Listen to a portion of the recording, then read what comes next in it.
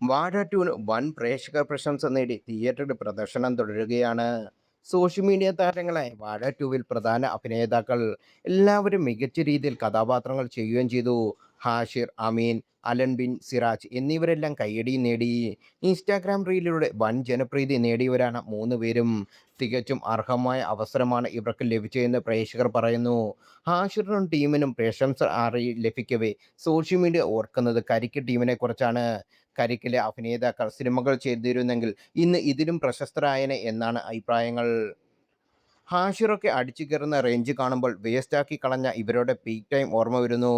Girls മാത്രം അവരുടേതായ രീതിക്ക് കയറിപ്പോയി എന്നത് ഒഴിച്ചാൽ ഒരു ലേഡി ഹൈലി ടാലൻ്റായ ഫേസ്ബുക്കുകൾ ആണ് യൂട്യൂബിൽ തളച്ചിട്ടിരിക്കുന്നത്.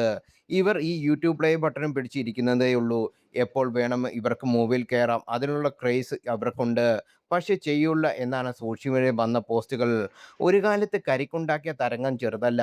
എന്നാൽ ഇപ്പോൾ കരിക്കിനുള്ള ജനപ്രീതി കുത്തനെ ഇടിഞ്ഞു. വീഡിയോകൾ തുടരി വരുന്നില്ല, കണ്ടന്റുകൾ മോശമാകുന്നു, കോമഡി പഴയതുപോലെ ക്ലിക്കാവുന്നില്ല എന്നിങ്ങനെ വിമർശനം വരുന്നുണ്ട്.